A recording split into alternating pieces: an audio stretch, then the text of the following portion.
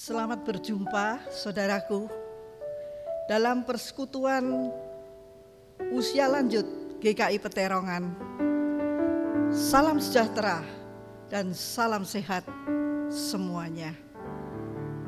Kita masih dalam rangkaian Minggu Masa Paskah 5. Saya mengajak Bapak Ibu, saudara-saudariku, oma opa yang tiangkum kembali untuk mengenang, menghayati akan pengorbanan Kristus di atas kayu salib dan mati bagi kita semua.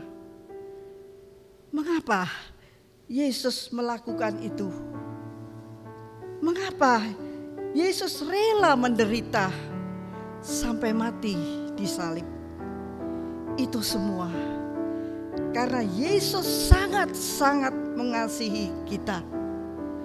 Oleh sebab itu marilah saudaraku, kita akan nyanyikan sebuah lagu karena kasihnya. Kita nyanyikan dengan hati dan iman yang sungguh-sungguh kepada Tuhan.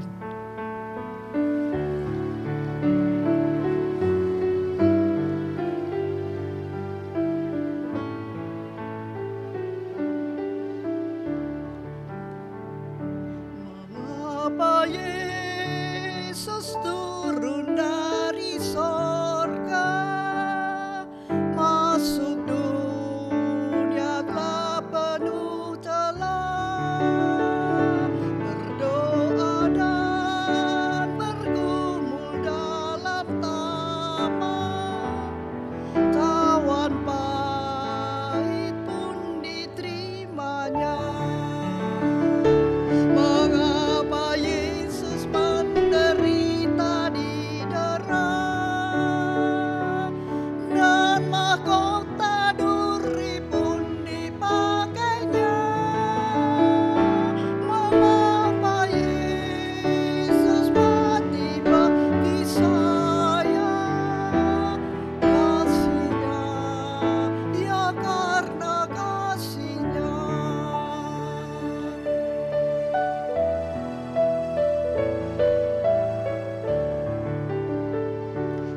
Mengapa Yesus mau pegang tanganku bila ku di jalan tersesat? Mengapa Yesus beriku kekuatan bila jiwaku mulai penat? Mengapa Yesus mau menanggung dosaku, beriku damai serta sukacitanya? Mengapa Dia mau melindungiku? Kasihnya, ya karena kasihnya. Luar biasa tuh, kasih Yesus luar biasa.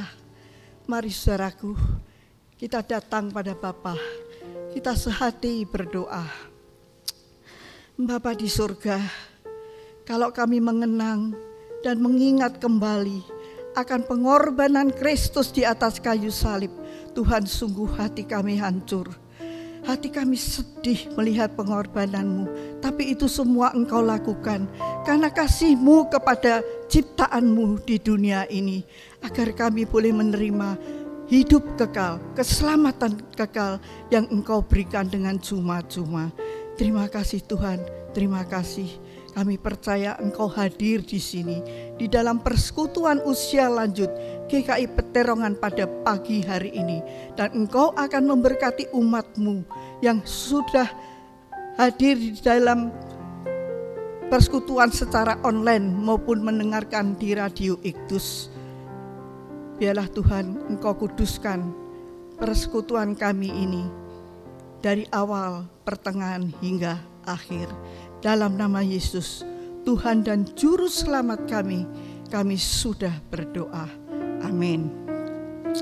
Iya Bapak Ibu, saudara-saudariku, kalau Tuhan sedemikian rela berkorban untuk kita, agar kita semua memperoleh keselamatan dan menjadi ahli waris kerajaan Allah.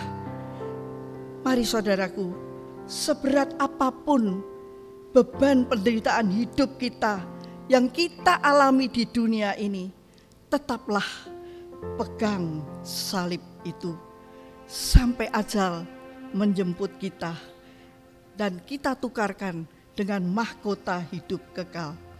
Kita akan hidup bersama dengan Yesus dalam keabadian di sorga.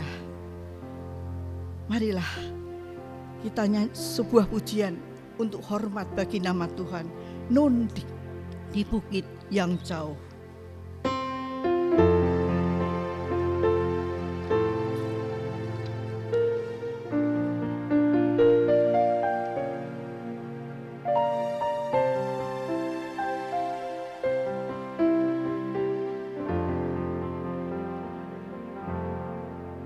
Nun di bukit yang jauh, tampak kayu salib, lambang kutuk nestapa celah. Salib itu tempat Tuhan Maha Kudus menebus umat manusia.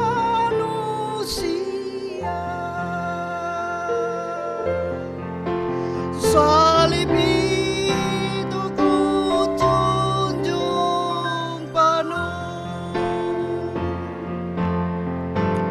hingga tiba saat ajalku.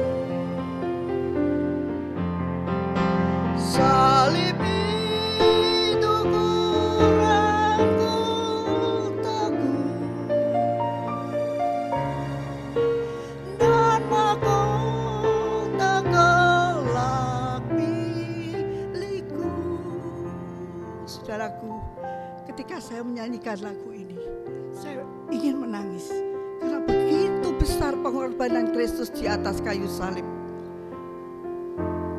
Saudaraku, Tuhan akan berbicara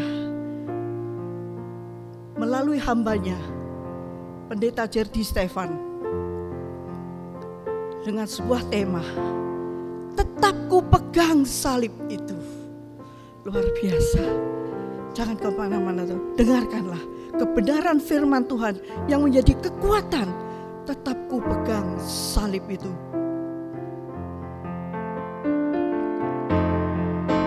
Salib itu kujunjung penuh hingga tiba saat ajalku. Salib itu kurangku teguh dan mahkota kelak milikku. Sekali lagi nyanyikan lagu ini. Salib itu kujunjung penuh. Salib itu kujunjung penuh hingga tiba saat ajalku. Salib itu kurangku teguh dan mahkota kelak milikku. Saya persilahkan Pak Jerdy untuk menyampaikan kebenaran firman-Nya.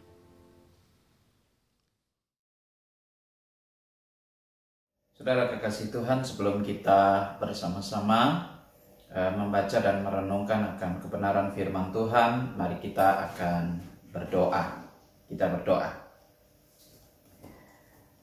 Tuhan, terima kasih jikalau Engkau masih memberikan kesempatan kepada kami untuk dapat bersama-sama mendengarkan akan kebenaran firman Tuhan melalui persekutuan lansia, dan di mana kami boleh membaca dan merenungkan firman-Mu meskipun lewat sarana online. Biarlah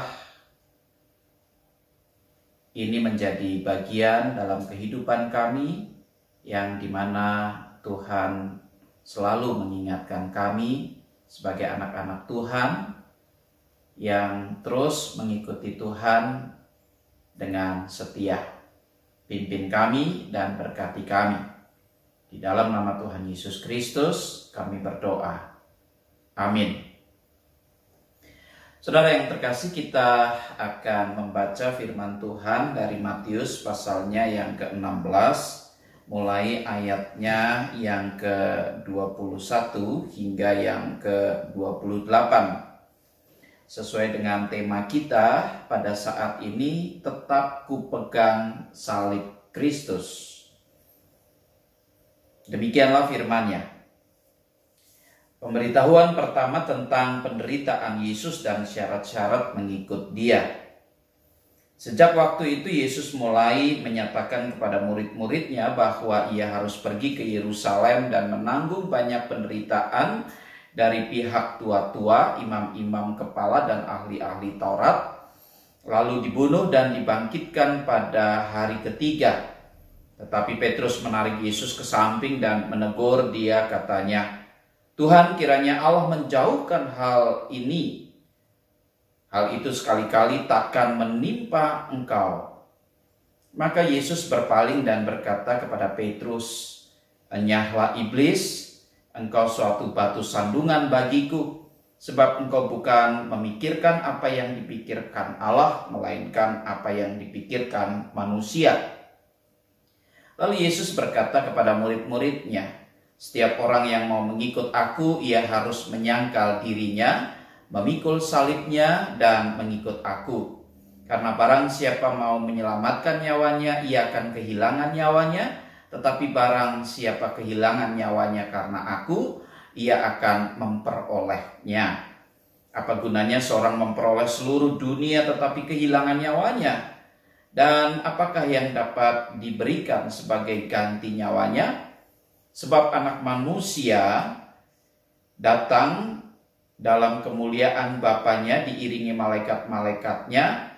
Pada waktu itu ia akan membalas setiap orang menurut perbuatannya.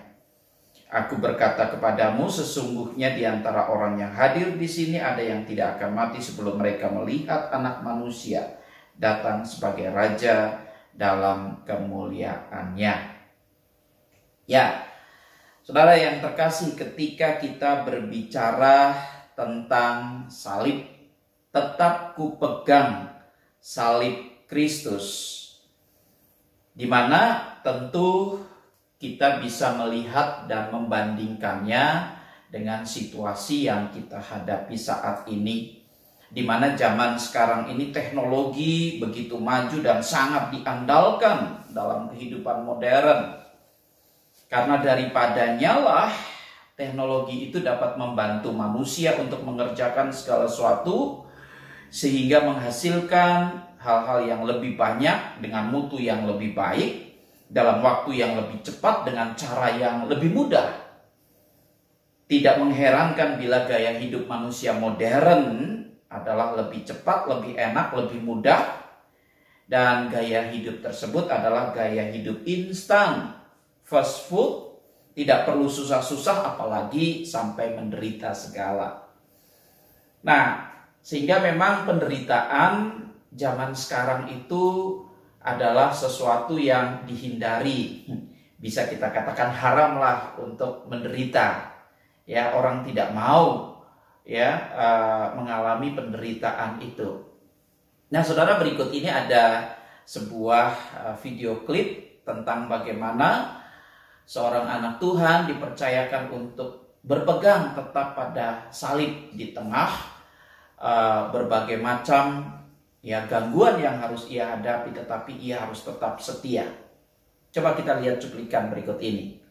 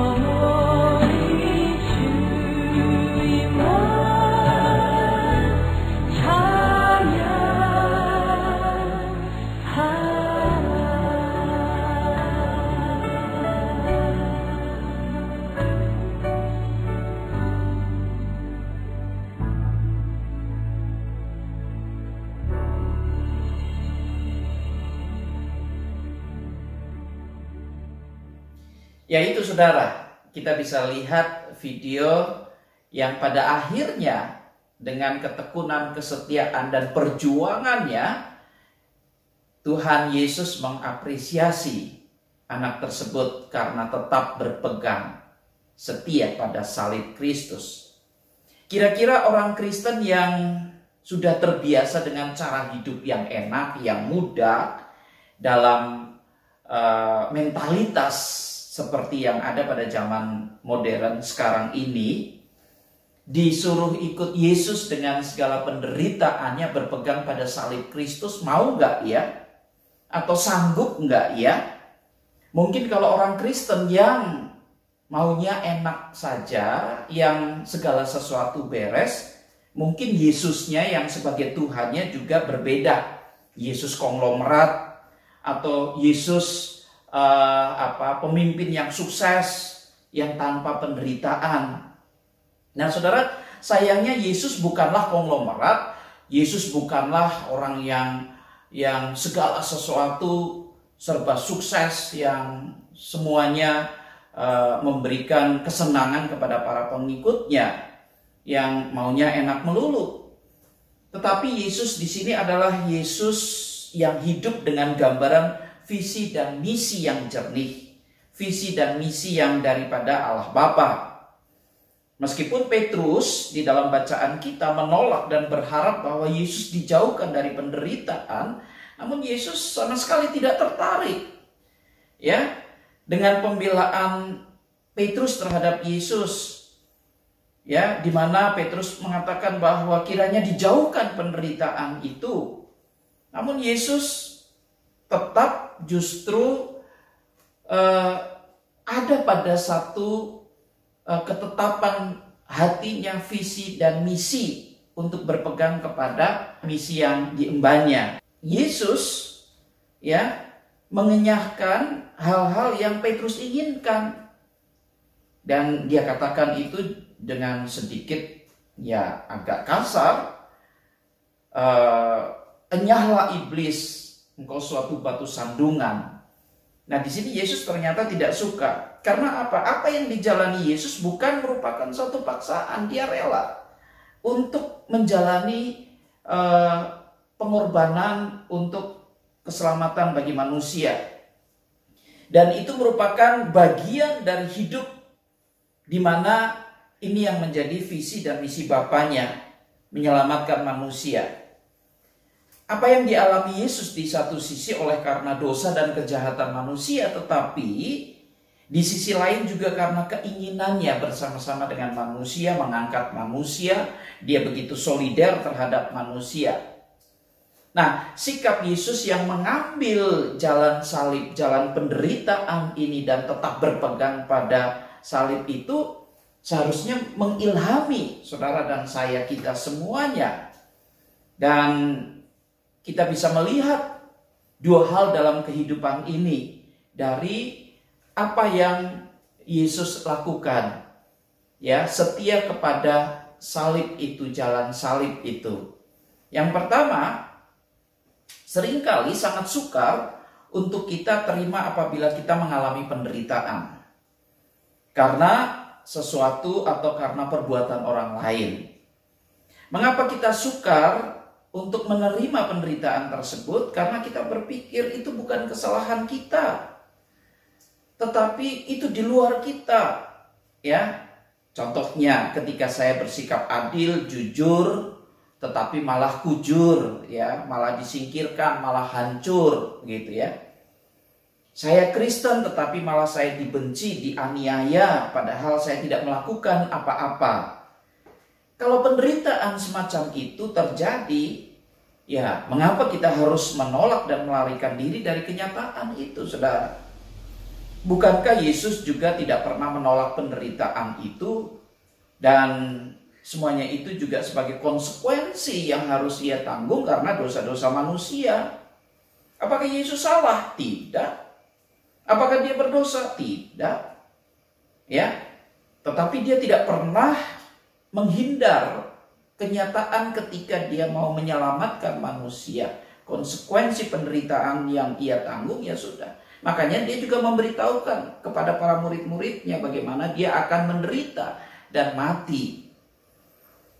Yang kedua, saudara, saat ini banyak orang yang tidak mau dibuat repot. katanya hanya menambah beban, masalah, dan penderitaan. Hingga tidak jarang kita melihat ada banyak orang yang menderita seorang diri tanpa teman yang dapat diajak untuk berbagi.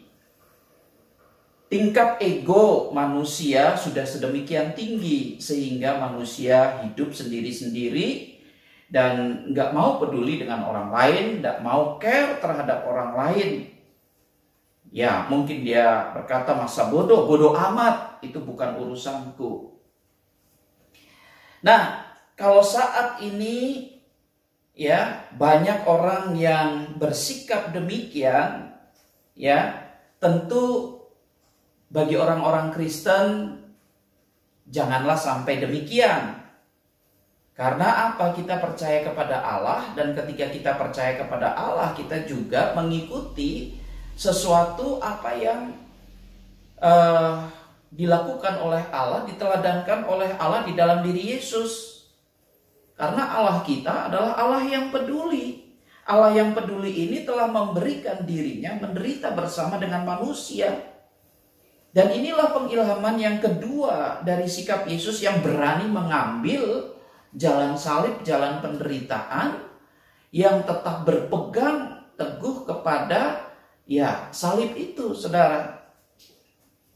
Ya, kalau ditanya kenapa sih Yesus mau melakukan itu? Jawabnya tidak lain adalah karena kasih, karena kasihnya, saudara. Ya, ada tidak di antara saudara dan saya yang peduli dengan kesusahan penderitaan orang lain, memberi diri masuk dalam segala pergumulan mereka, hingga pada akhirnya penderitaan mereka juga menjadi penderitaan kita? Bukankah dibutuhkan satu keberanian yang besar dan luar biasa? Mungkin kita akan dapat sampai pada tahap itu, ya, ini berani mengalami penderitaan karena tetap berpegang pada salib Kristus itu. Apabila ya pemenuhan terhadap hidup kita sampai pada tingkat kesadaran, yaitu bahwa kasih Allah begitu ajaib bagi saya. Nah, saudara yang terkasih di dalam Tuhan, tema ini di dalam masa-masa Prapaskah ini menurut saya adalah hal yang penting. Penting bagi kita semuanya sebagai anak-anak Tuhan. Karena dengan demikian kita diingatkan kembali. Ketika kita menjadi orang Kristen, ya, kita diminta untuk tetap setia berpegang pada salib Kristus. Lalu apa yang salah? Mengapa kita tidak mau? Bukankah sesungguhnya hidup kita ini menderita?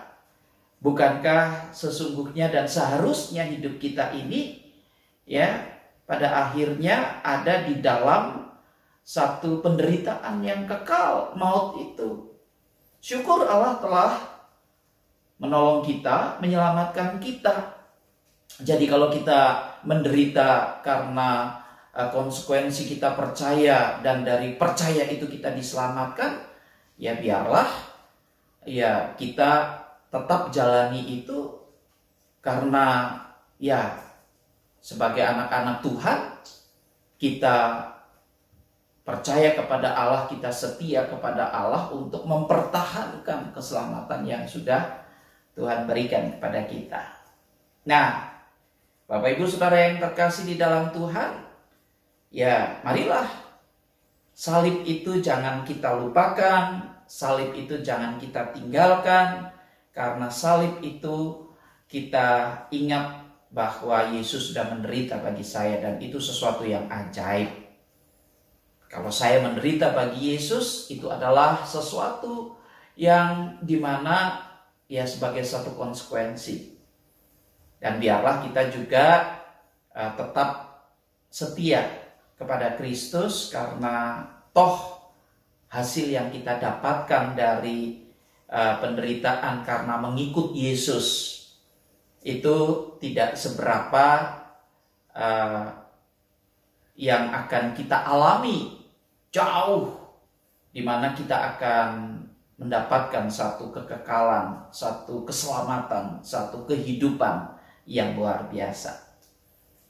Tetap berpegang pada salib, dan itulah yang akan membuat sukacita kita di dalam kehidupan hari lepas hari, dan kita tidak akan pernah putus asa ya untuk mengikut Yesus.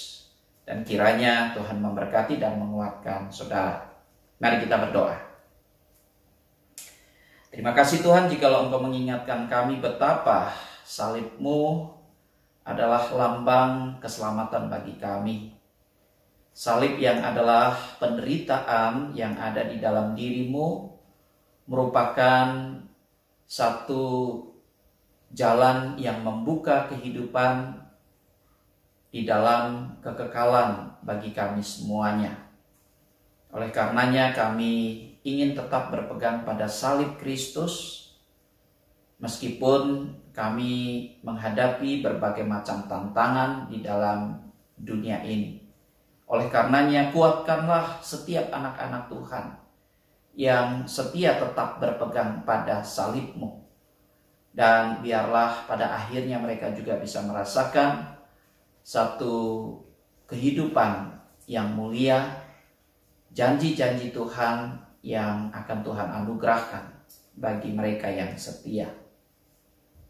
Tuhan, jangan biarkan mereka berada di dalam satu keputusasaan, tetapi biarlah mereka tetap semangat karena apa yang akan mereka dapatkan kelak tidak sebanding dengan penderitaan yang mereka rasakan saat ini. Dan kami mohon berkat yang daripada-Mu untuk memasuki dan menjalani kehidupan kami. Dan saudara terimalah berkat Tuhan. Kasih karunia Tuhan Yesus Kristus yang telah mengorbankan dirinya di atas kayu salib. Kasih Allah Bapa yang selalu memelihara di dalam pergumulan saudara. Dan kasih di dalam persekutuan Roh Kudus yang selalu menyertai, memberikan semangat, dan tidak pernah meninggalkan saudara, senantiasa hadir dan memberkati saudara sekarang sampai selamanya. Amin.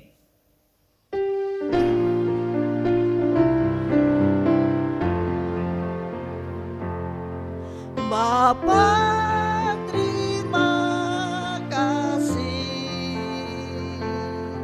Bapa, terima kasih. Bapa di dalam surga, ku berterima kasih.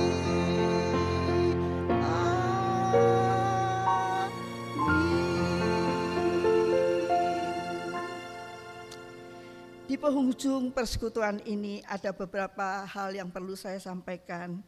Kita akan berjumpa lagi pada tanggal 10 April di jam yang sama, baik melalui online maupun Radio Iktus gelombang 96.5. Nah, saudaraku, tema yang akan kita angkat, mati untuk hidup, bersama Penatua Bapak Adi Raharjo. Tuhan memberkati.